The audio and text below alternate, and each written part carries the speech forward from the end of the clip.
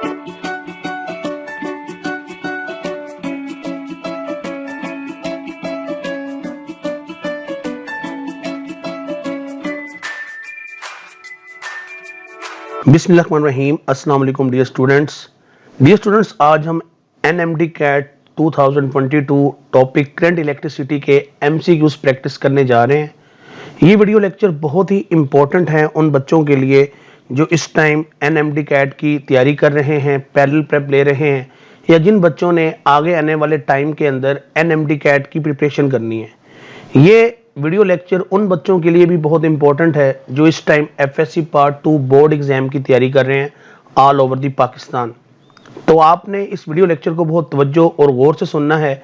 कुछ नए कंसेप्ट इसके अंदर डिस्कस हुए हैं, तो आपने वीडियो लेक्चर को एंड तक गौर से देखना है, चीज़ों को नोट डाउन करना है और अपने कंसेप्ट को इम्प्रूव करना है। अब हम बगैर किसी ताखीर के बढ़ते हैं अपने लेक्चर की जानिब। तो ये देखिए, पहला सवाल आपके सामने है कि which two register combination have the same resistance between X and Y। तो आपके पास ऑप्शंस हैं, तो राइट ऑप्शन है यहाँ पर P एंड S, कि P और S इनके इक्विवेलेंट रेजिस्टेंस सेम है। अब हमने ये देखना है ये किस तरह से है। तो देखिए, अगर हम इन दो को देखें तो ये दोनों रजिस्टर पैरेलल में है। तो आप जब यहाँ पर इक्विवेलेंट रेजिस्टेंस सॉल्व करेंगे, ये शॉर्टकट फार्मूला होता है R/N, जब सेम रेजिस्टेंस जो है वो पैरेलल में हो। तो यहाँ पे देखें, रजिस्टर की वैल्यू है 2 और नंबर ऑफ रजिस्टर कितने हैं 2, तो आंसर आ गया 1 ओम। अब आप यहाँ पे आ जाएं, यहाँ पर ये 1 ओम, ये 1 ओम सीरीज में है, ये 1 ओम, ये 1 ओम सीरीज में है। सर्किट को रीड्रा किया तो 2 ओम आ गया पैरेलल में। तो उसको फर्दर सॉल्व किया तो आंसर आ गया 1 ओम। तो फिर P एंड S जो है इनकी इक्विवेलेंट रेजिस्टेंस सेम है और ये 1 ओम है, लिहाजा इसका राइट ऑप्शन बनेगा beta option. Current in electrolyte is carried by, तो ये सिंपल जी बुक की इंफॉर्मेशन है। आप जानते हैं कि इलेक्ट्रोलाइट में जो चार्ज कैरियर्स होते हैं वो पॉजिटिव एंड नेगेटिव आयंस होते हैं। The SI unit of temperature coefficient of resistivity, तो वंस अगेन ये भी बुक की इंफॉर्मेशन है। इसका आंसर है पर केल्विन, आप देख सकते हैं। और ये आपके सामने फार्मूले लिखे हुए हैं, fractional change in resistance per unit kelvin, fractional change in resistivity per unit kelvin. तो आप देख सकते हो कि यहाँ पे जो राइट ऑप्शन बनेगा वो बनेगा पर kelvin. Eight which point in the circuit is the current the smallest, तो ये एक सर्किट आपके सामने है, यहाँ पर points A B C D दिए हुए हैं और इसका जो राइट ऑप्शन आप देख रहे हैं वो डेल्टा ऑप्शन है एट पॉइंट D। अब हमने ये देखना है कि यहाँ पर पॉइंट D पर किस तरह से जो है करंट स्मॉलेस्ट होगा, मिनिमम होगा। तो ये देखिए, ये जी मेन करंट है I, जो कि सर्किट करंट है, ये चल रहा है, ये इस 2 ओम से गुजरा पॉइंट A से, और फिर आगे जाकर ये करंट डिवाइड हो रहा है B एंड D के अंदर, फिर ये यहाँ पे इकट्ठा होता है और ये फिर पॉइंट C पे दोबारा जो है ये बैटरी के अंदर चला जाता है। तो आप गौर से देखो, ये पैरेलल कॉम्बिनेशन है। पैरेलल में वोल्टेज क्या रहती है, सेम। अगर वोल्टेज सेम है तो करंट का रेजिस्टेंस के साथ इनवर्स रिलेशन होता है। तो इसका मतलब ये है कि जहां पर रेजिस्टेंस ज्यादा होगी वहां पे करंट स्मॉलेस्ट होगा। तो यहां आप देख सकते हैं कि 3 ओम रेजिस्टेंस जो है ये ज्यादा है, इसीलिए इस पॉइंट डी पे जो करंट की वैल्यू होगी वो स्मॉलेस्ट होगी, वो होगी मिनिमम। तो ये आपके सामने सोल्यूशन है, ये आप देख सकते हो। सो राइट ऑप्शन आ गया delta option. Resistivity of material depends upon, once again जी ये बुक की इंफॉर्मेशन है कि रेजिस्टिविटी डिपेंड करती है नेचर एंड टेम्परेचर पर। रेजिस्टिविटी जो है ये लेंथ क्रॉस सेक्शन एरिया पे डिपेंड नहीं करती। सो राइट ऑप्शन आ गया इसका Charlie option. The resistance of silicon decreases with, तो देखें जी इसका राइट ऑप्शन है इंक्रीज इन टेम्परेचर। तो ये देखिए, सेमीकंडक्टर्स में रेजिस्टेंस और टेम्परेचर का आपस में होता है इनवर्स रिलेशन। तो जब हम रेजिस्टेंस ऑफ सिलिकॉन डिक्रीज की बात करते हैं तो टेम्परेचर लाजमी तौर पर इंक्रीज करना चाहिए। So alpha is the right option. The resistance of a wire is R, it is stretch uniformly so that it's length is quadruple. Quadruple बोलते हैं 4 को, 4 गुना जो है आपने उसकी लेंथ बढ़ाई है, तो अब आपने नई रेजिस्टेंस बतानी है। तो ये देखिए, यहाँ पर हम शॉर्टकट यूज करते हैं कि ऑन स्ट्रेचिंग ऑफ वायर, जब भी स्ट्रेचिंग ऑफ वायर की बात आए तो ये शॉर्टकट आपने यूज करना है। R डैश नई रेजिस्टेंस, N ये नंबर होता है जो आपको दिया जाता है। तो यहाँ पर N की वैल्यू होगी 4, क्योंकि क्वाड्रपल की बात हुई है और रेजिस्टेंस जो पहले है आपके पास। तो यहाँ पे जब आप इसको सॉल्व करेंगे, आप 4 का स्क्वायर लेंगे तो 4 का स्क्वायर होता है 16। तो नई रेजिस्टेंस जो है वो 16 टाइम्स बन जाएगी, 16 टाइम्स इंक्रीज कर जाएगी। So alpha is the right option. A 60 watt light bulb carries a current of 0.5 ampere. The total charge passing through it in 1 hour. अब देखें जी, करंट आपको दिया गया है, टाइम आपको 1 आवर दिया गया है, आपने चार्ज निकालना है। तो सिंपल फार्मूला यूज करें, चार्ज होता है करंट मल्टीप्लाई बाय टाइम, इसको आप सोल्व करेंगे तो आंसर आ जाएगा 1800 coulomb. So delta is the right option.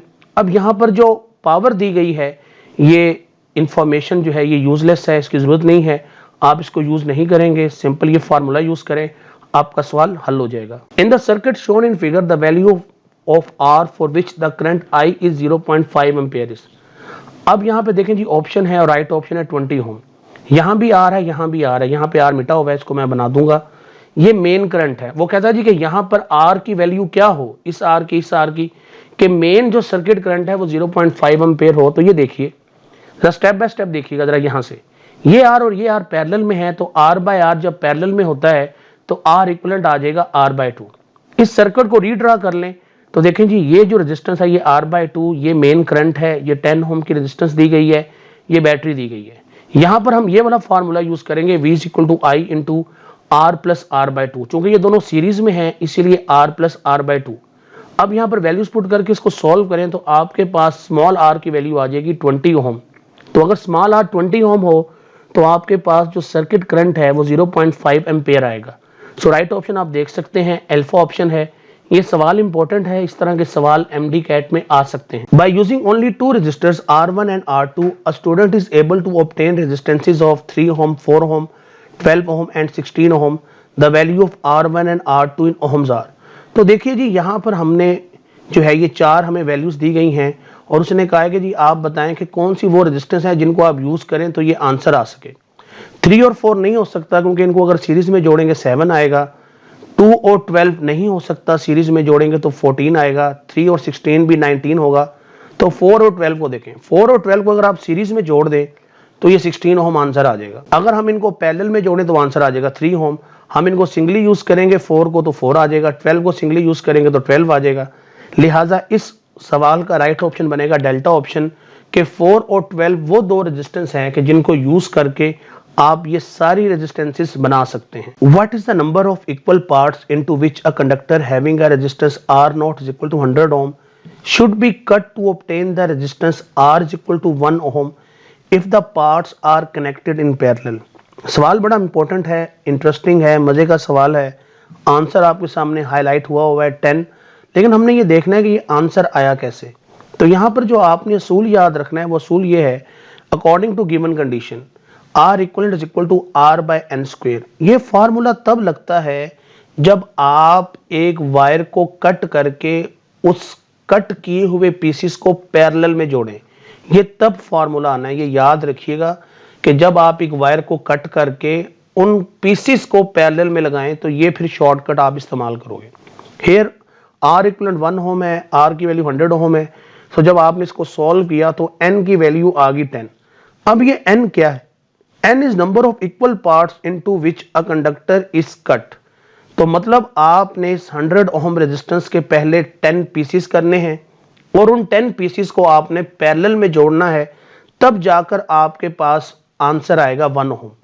तो इस सवाल को गौर से सुनिएगा, तवज्जो के साथ इसका स्क्रीनशॉट ले लें, दोबारा से सुन लें कि उसने पूछा है कि कितने इक्वल पार्ट्स में इस 100 ओम रेजिस्टेंस को कट करके उन पीसेस को पैरेलल में जोड़ा जाए कि आंसर 1 ओम आए। तो हमने कहा कि 100 ओम के पहले आप 10 पीसेस करें, उन 10 पीसेस को आप फिर पैरेलल में जोड़ें, तब ये आंसर आएगा। ओके, सो राइट ऑप्शन आ गया आपके पास Charlie. A circuit is connected as shown, all light bulbs are identical. When the switch in the circuit is closed illuminating bulb number 4 which other bulbs also become brighter। तो ये देखिए जी, ये एक bulb, दो बल्ब, तीन bulb, चार bulb ये लगे हुए हैं और ये स्विच ओपन है। तो शुरू में क्या हो रहा है कि इस बैटरी से करंट निकल रहा है, इसको इल्यूमिनेट कर रहा है, इसको इल्यूमिनेट कर रहा है, इसको इल्यूमिनेट कर रहा है। ये नहीं, क्योंकि यहाँ पे स्विच ओपन है।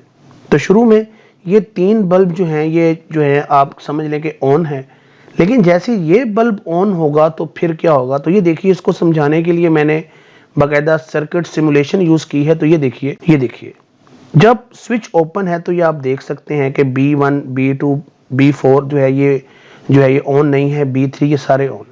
जब मैं स्विच को क्लोज करता हूं तो आप देखते हैं कि पहले इसकी ब्राइटनेस इतनी थी B1 की, अब इसकी ब्राइटनेस बढ़ गई है और बाकी ये जो बल्ब हैं इनकी ब्राइटनेस जो है वो क्या हुई है, वो पहले से थोड़ी सी जो है वो क्या हो गई है, कम हो गई है। उसकी वजह यह है कि इस बल्ब B1 को मेन सर्किट करंट मिलना है और आगे इस करंट ने क्या होना है, डिवाइड होना है। तो इसीलिए जब आप इसको क्लोज करोगे तो इन बल्ब्स की ब्राइटनेस थोड़ी डिक्रीज हो जाएगी और इसकी ब्राइटनेस सबसे ज़्यादा हो जाएगी क्योंकि ये मैक्सिमम करंट ले रहा है। क्योंकि पावर रेटिंग सेम है तो इसीलिए ये जो आपके पास बल्ब है इसकी ब्राइटनेस बाकियों से ज़्यादा है, ये आप देख भी सकते हैं अपनी स्क्रीन के ऊपर। लिहाजा इसका जो आंसर बनेगा वो बनेगा बल्ब नंबर 1 ओनली, क्योंकि इसकी ब्राइटनेस जो है वो ज़्यादा हो गई है। तो राइट ऑप्शन बन गया alpha. How much bill of electrical energy in kilowatt hour is consumed in operating 1060 watt bulbs for 10 hours per day in a month of 30 days. Cost of 1 unit जो है वो 2 रुपीज़ है। तो answer आपके सामने है 360 रुपीज़। अब ये देखिए ये कैसे आएगा। लोड ऑफ 10 बल्ब ऑफ 60 वाट, सबसे पहले तो उसने कहा है कि 10 हैं 60 वाट के, तो 600 वाट बन गया। अब ये जो 10 बल्ब हैं ये रोजाना 10 घंटे चलते हैं, तो 10 घंटों का जो है आपके पास लोड बन गया मल्टीप्लाई करके 6000 वाट और ये पूरा एक मंथ चलते हैं, तो एक मंथ में 30 दिन है, तो इस लोड को आप मल्टीप्लाई करते हैं 30 से, ये बन गया। नंबर ऑफ यूनिट्स निकालने हैं तो इस लोड को 1000 पे डिवाइड करते हैं। वो क्यों? क्योंकि एक यूनिट होता है 1000 वाट पर आवर, कि जब 1000 वाट एक घंटा चलता है तब हम बोलते हैं कि एक यूनिट है। तो अगर 1,80,000 वाट आवर्स हैं तो फिर इसके अकॉर्डिंग जब हम इसको सॉल्व करते हैं तो 180 यूनिट्स बनते हैं।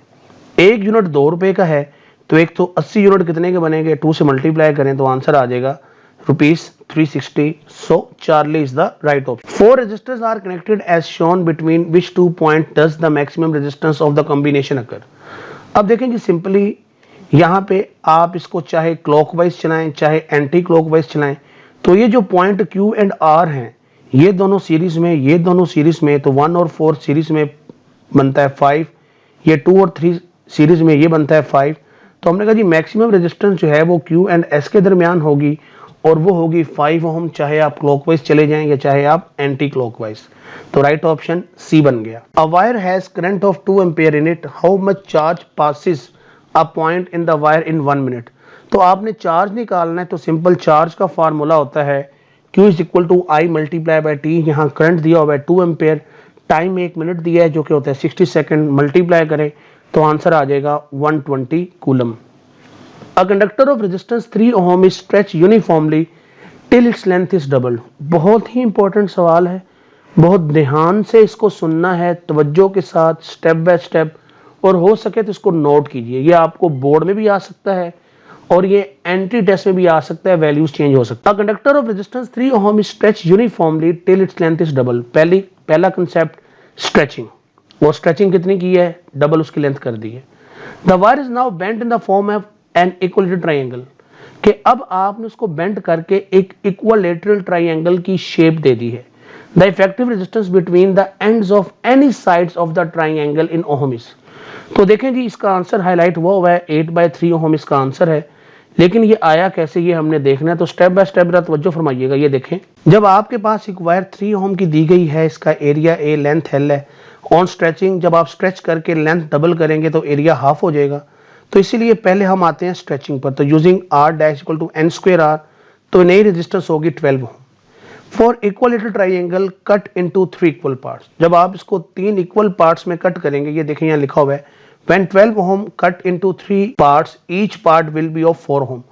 तो ये 4 ohm के 3 पार्ट्स हैं, इन तीनों को जोड़ के हमने एक इक्विलेटरल ट्राइंगल बना दी है और ये उसने बोला है कि बिटवीन 2 साइड जो हैं वो R इक्विवेलेंट निकालने।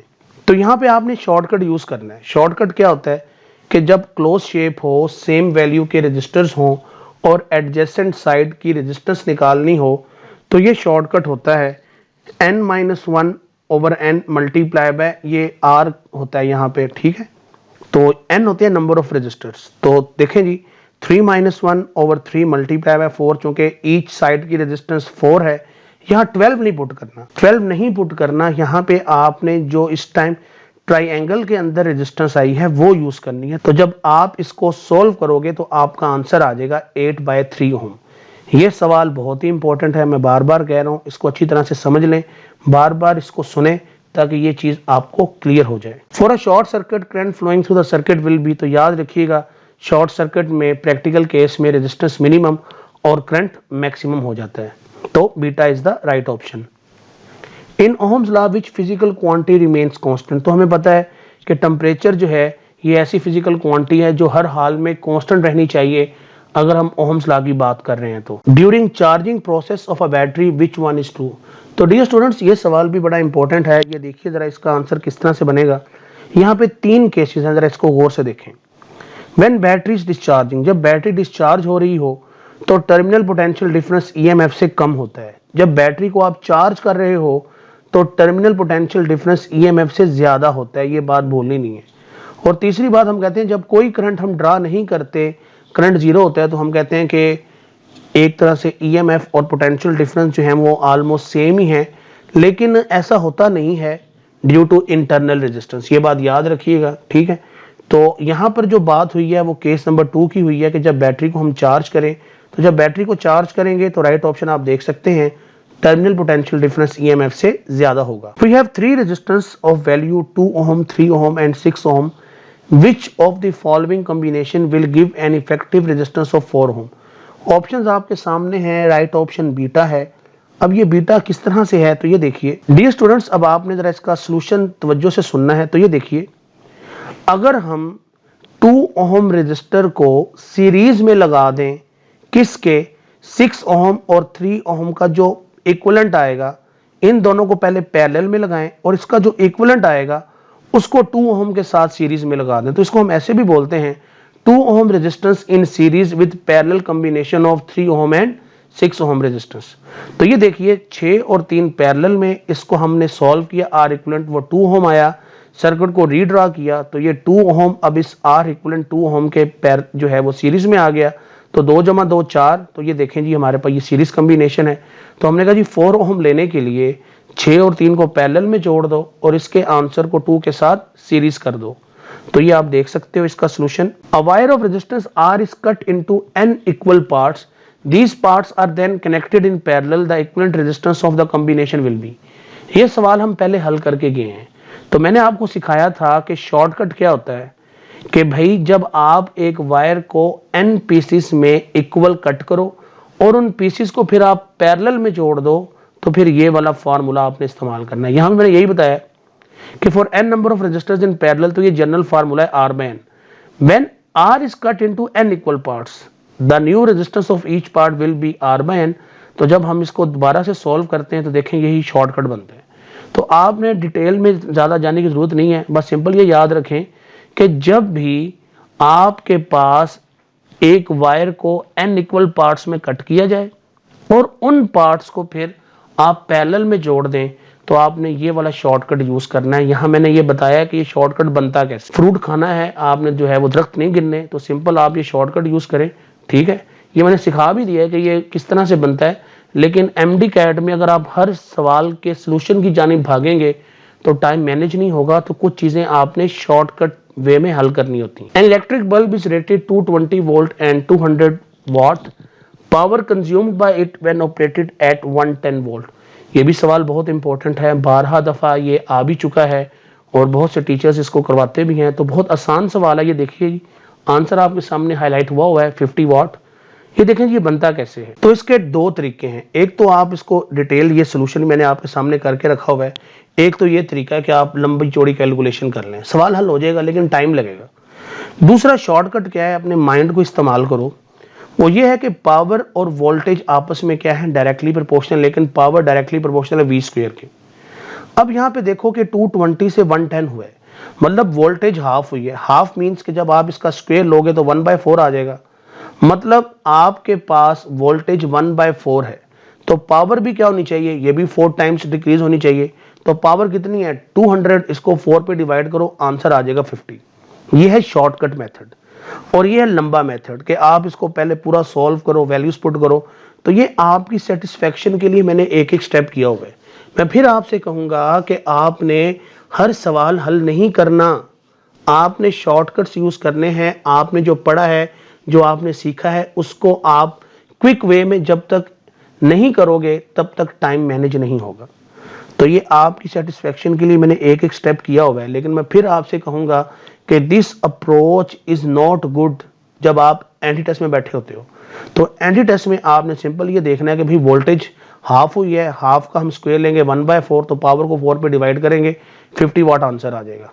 तो this approach is right approach और यही आपने करनी है। सीखने के लिए आप ये मेथड इस्तेमाल कर सकते हैं, इसमें कोई बुराई नहीं है। A resistance of 6 ohm is connected in series with another resistance of 4 ohm across a battery of 20 volt.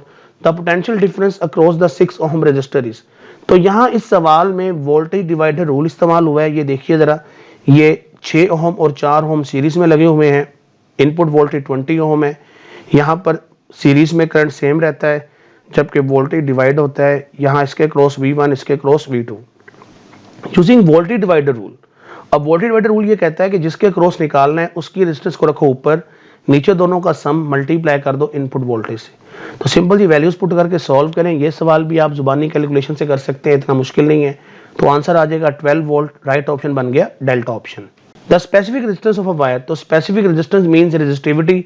Resistivity depend नहीं करती लेंथ और क्रॉस सेक्शन एरिया पे, ना मास पे, ये सिर्फ डिपेंड करती है नेचर और टेम्परेचर पर। इससे रेलेवेंट सवाल हम आगे भी कर चुके हैं। सो राइट ऑप्शन आपके सामने डेल्टा है, ये मैंने लिख भी दिया है, आप इसको देख सकते हो। The EMF of the cell in the following circuit is 9.0 volt. EMF ने दिया हुआ है 9.0 volt. The reading on the high resistance voltmeter is 7.5। ये आप देख सकते हैं कि जो वोल्ट मीटर है ये 7.5 वैल्यू दे रहा है। व्हाट इज द करंट, और रेजिस्टेंस है 15 ohm. Very important question, very important question, very important concept. यहां से आपको EMF और टर्मिनल पोटेंशियल डिफरेंस का फर्क भी समझ आएगा। तो ये देखिए जरा, इसका सॉल्यूशन देख लें। आंसर आपके सामने हाईलाइट हुआ है। EMF 9 वोल्ट है और जो पोटेंशियल डिफरेंस आ रहा है वोल्ट मीटर पे वो है 7.5।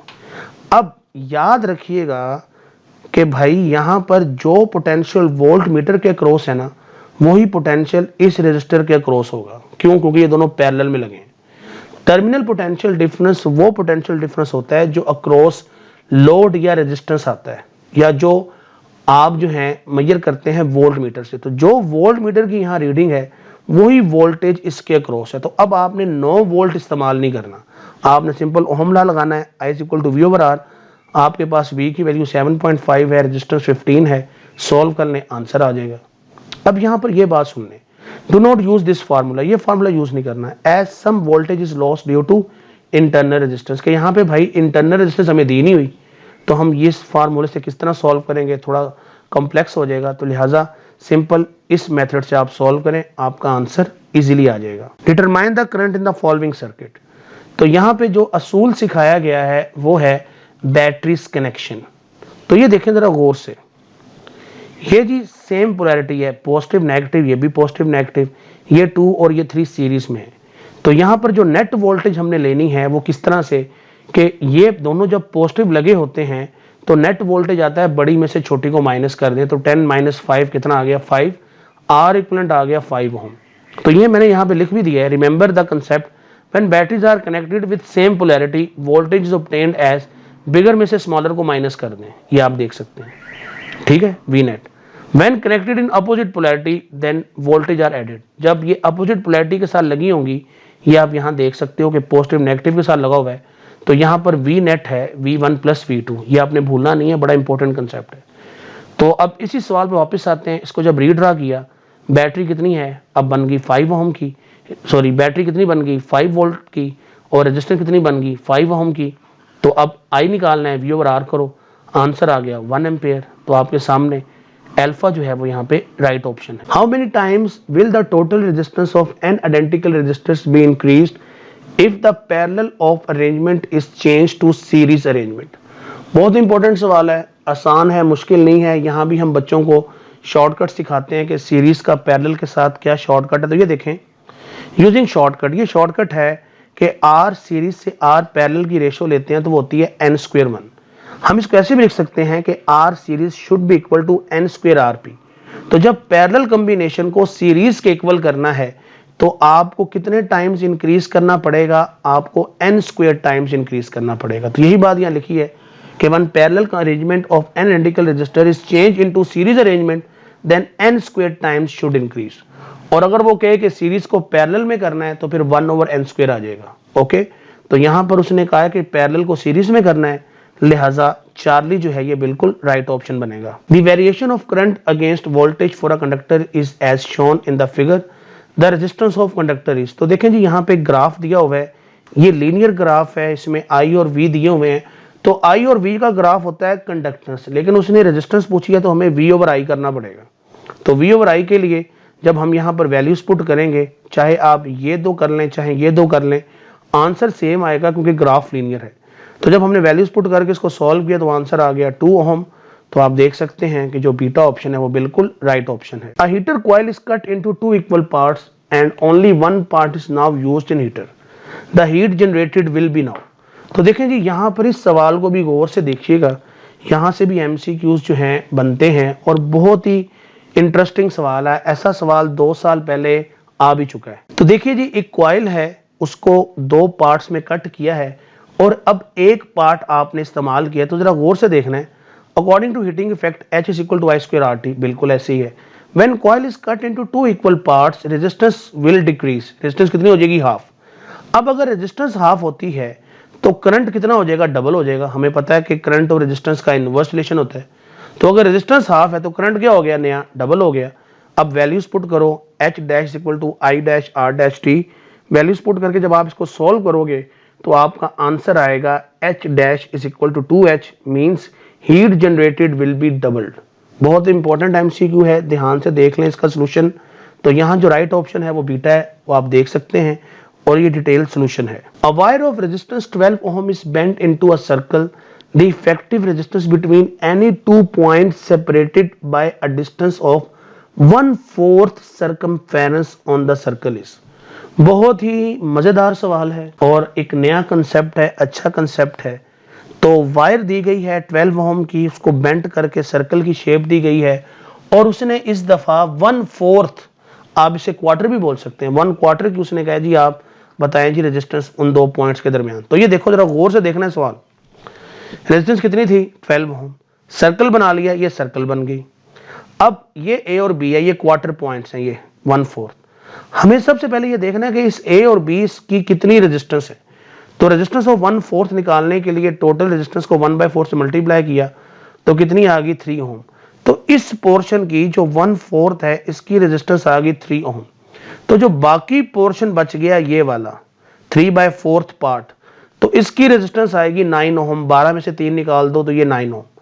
अब ये और ये आपस में पैरेलल है, ये भूलना नहीं है क्योंकि यहाँ पर ये इसके क्रॉस हम निकाल रहे हैं। तो जब ये दोनों पैरेलल में हैं, पैरेलल के लिए असूल क्या होता है? ऊपर दोनों को मल्टीप्लाई करें, नीचे दोनों को ऐड करें, सॉल्व किया तो आंसर आ गया 9/4 ओम। तो ये सवाल का जवाब है, बीटा ऑप्शन आप देख सकते हैं। तो डियर स्टूडेंट्स, ये थी जी हमारी आज की डिस्कशन। मैंने बहुत ही डिटेल में आपको ये एमसीक्यू सॉल्व करवाए हैं और मैं उम्मीद करूंगा कि आपने इस वीडियो लेक्चर से मैक्सिमम फ़ायदा उठाया है। आपसे रिक्वेस्ट है कि इन वीडियो लेक्चर्स को अपने दूसरे दोस्तों के साथ भी शेयर करें ताकि हम ज़्यादा से ज़्यादा दूसरों की मदद कर सकें। और कोई चीज़ आपको नहीं समझ आ रही तो प्लीज़ कमेंट सेक्शन में ज़रूर बताएं।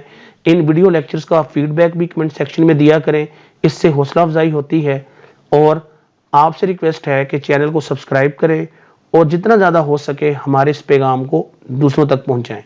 आप सबका तवज्जो से सुनने का बहुत शुक्रिया। अपना ख्याल रखिएगा। अल्लाह हाफिज़, टेक केयर।